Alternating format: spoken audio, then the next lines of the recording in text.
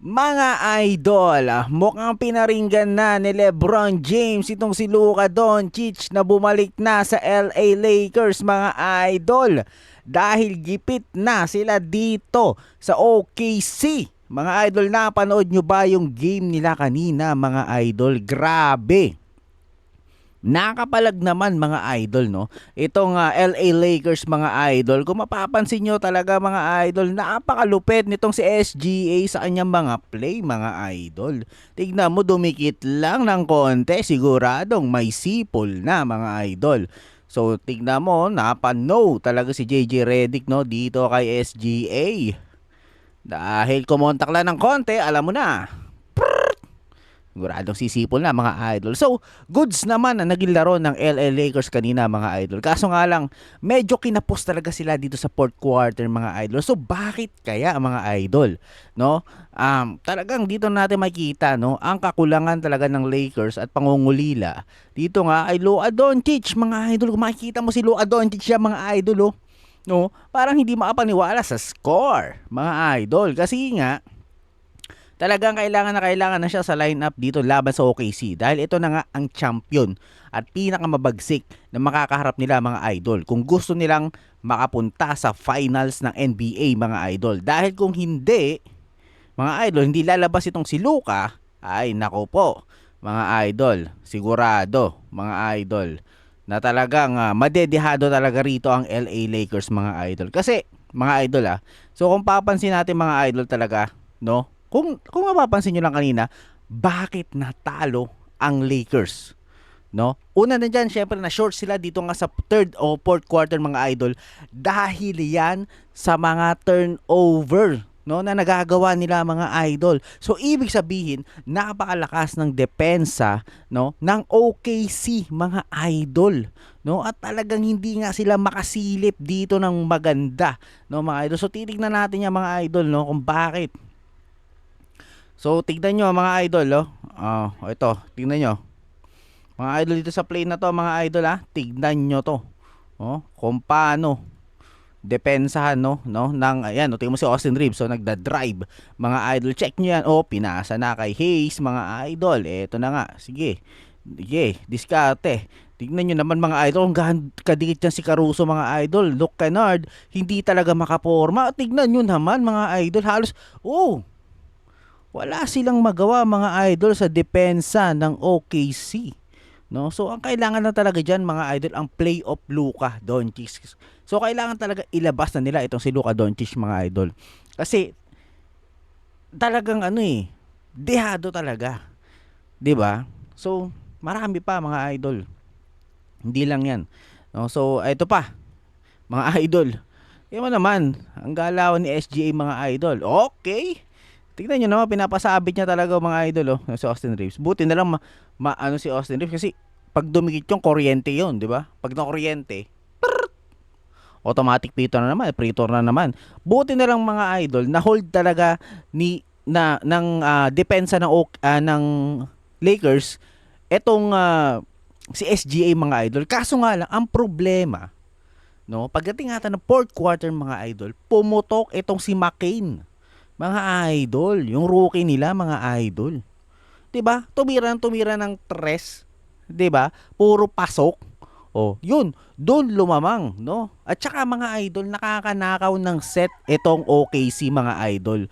Pagdating sa depensa nila sa loob. So, biruin yung mga idol, limitado, no? Kung napanood nyo yung game kanina, napakalimitado ng tira nila outside. So, halos lahat dumidepende dito at Chet Holmgren mga idol. Kasi nga, alam niyo kung bakit? Nachi-check nga ng Lakers itong si SGA, kaso nga lang ang daming weapon ng OKC. No? Kaya wala rin nangyayari sa pinaggagawa, no, dito nila LeBron. So kailangan talaga nila ng scoring mga idol. Wala akong masabi sa defense nila sa first, second, third, pero mga idol, humihigpit ang depensa, no, ng OKC. Kaya wala ka talagang masasabi sa OKC mga idol. Talagang titibagin talaga ang Lakers ito mga idol pag ganito nangyari sa kanila at hindi sila nawala sa rhythm mga idol. 'Di ba? So kita nyo, tingnan mo naman may mga galawan. 'Di ba? na SGA mga idol. Buti hindi tinatawagan yan kanina. Tignan nyo naman. Kada ano niya, nagpa-flop siya mga idol. Tignan nyo, oh. Naghahanap talaga ng ano. Buti hindi tinatawagan ng referee. Dahil pag yan tinawagan ng referee, sigurado. Shoot. 'Di ba? So, masaklap talaga yung fourth quarter ng ano, ng Lakers mga idol kasi tumindi pa nun. Biruin yung mga idol, nakakalab.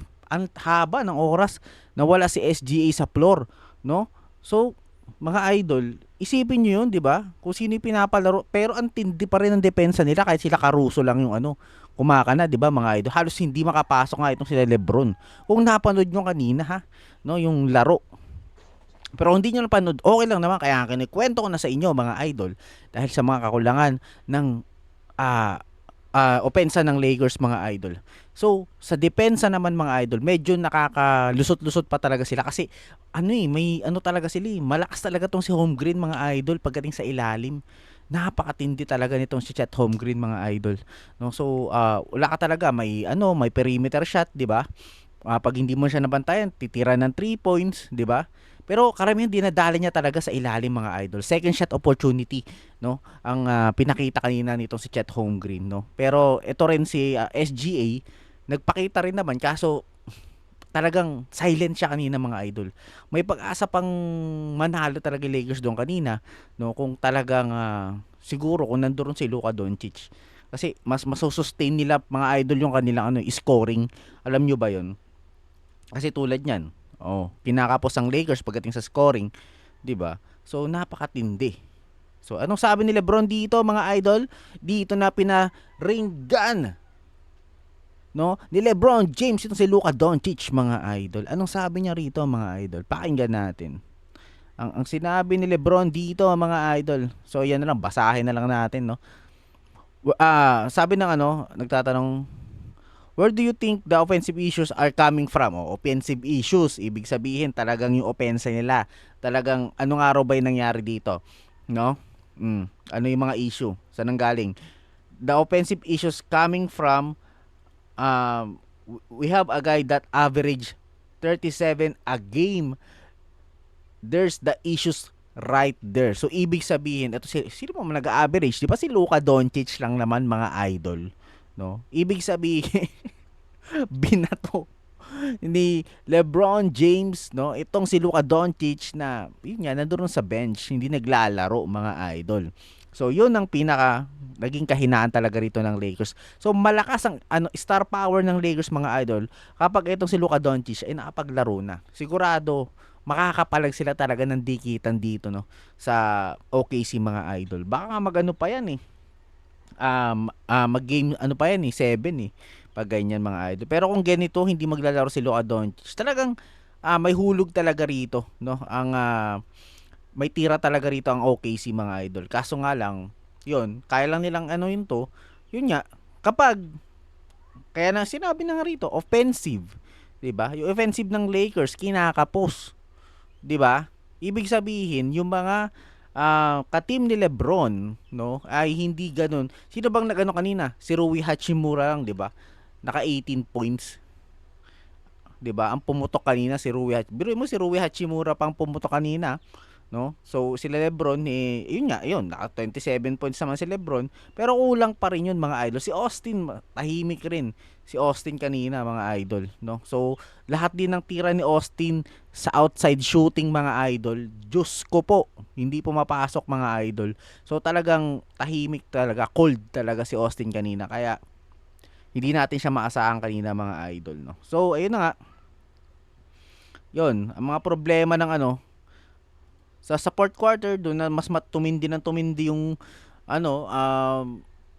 problema ng Lakers, no, nang mas tumigas palalo yung depensa rito, no, ng tawag dito ng OKC mga idol. Kaya mahirap talaga mga idol, no, kapag napupunit talaga ang team nyo pagdating sa fourth quarter, kumbaga na-short mga idol. Kasi syempre mga idol, alam na natin mga idol, magaling si Marcus Smart sa depensa.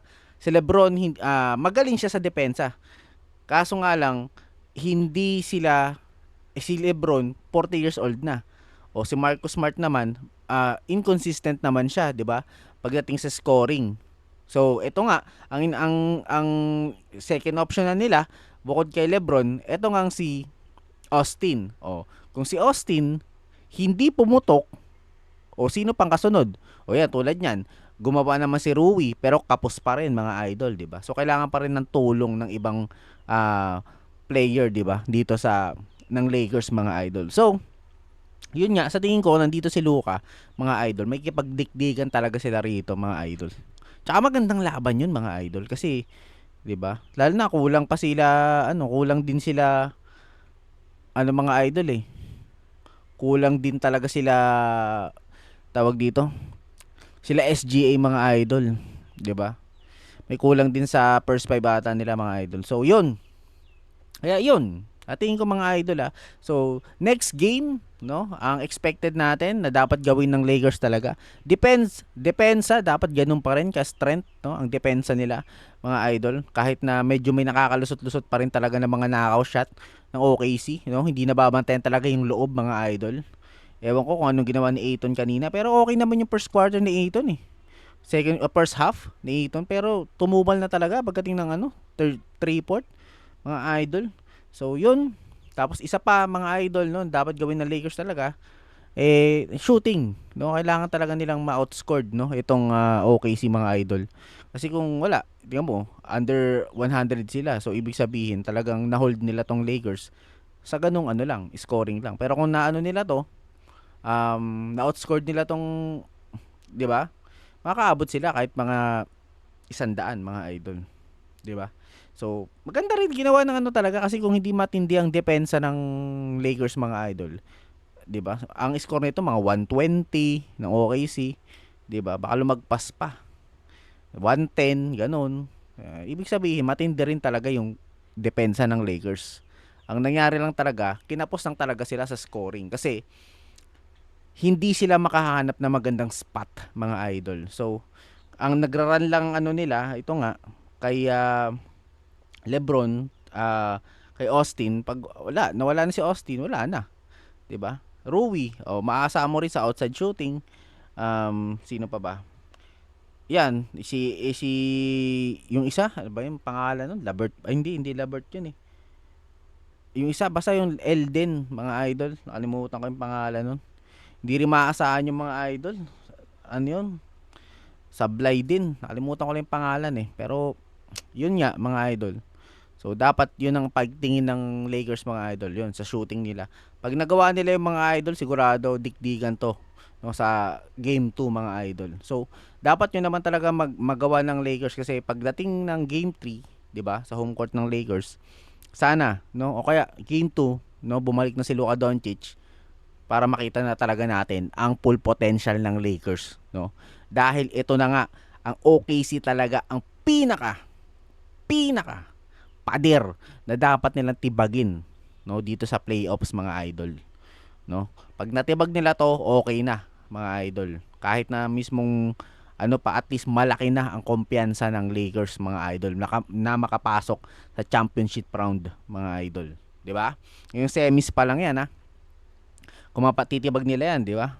Di ang laki ng nila, 'di ba? Magiging nila, kumpiyansa nila pagdating ng next round, 'di ba? Which is finals na, Western Conference, 'di ba? So, yun lang mga idol, ko na gustuhan nyo yung mga ganitong analysis kamatis natin tungkol dito sa NBA, mga idol, subscribe mo na yung mga idol, huwag ka nang mahiya. At syempre, no, yun na nga, pwede kayo mag-comment sa baba ng mga thoughts nyo about dito sa game na to. Ano bang kailangan ng Lakers, mga idol? May mali ba akong sinabi? I-correct nyo dyan sa baba. Okay, mag-comment kayo dyan. Ibuhos nyo na, mga idol, para sa team nyo. Para sa akin, all goods talaga na manalo ang Lakers, mga idol. Dahil chance na nila to, napakalaking chance na nila to, mga idol. Pag ito sumablay pa, itong playoffs na to, ewan ko na lang kung ano na mangyayari sa Lakers, mga idol. At sa kay Luka, well, next season may pag-asa pa naman sila. Last season, etong next season may pag-asa pa. Problema, syempre mag-add na naman sila, isa pa. 'Di ba, kung sinong missing piece nila, mga idol. Kaya pa 'yan, mga idol. Basta, yun na nga, maglaro talaga si Luka Doncic. Yun lang ang maaaring mga pagsalba dito sa Lakers. Pero pag nakayanan nila itong game 2 nang wala si Luka, okay na mga idol, 'di ba? Okay na, pero kailangan pa rin talaga kasi para sa ano yan, security ba? Security ng team nyo na makaka-advance kayo. Dahil kung hindi talaga, missing piece yan eh. Luka Doncic eh. Missing piece. 'Di ba? Si Luka Doncic, missing piece ng Lakers. So yun lang mga idol. Peace sa inyo lahat.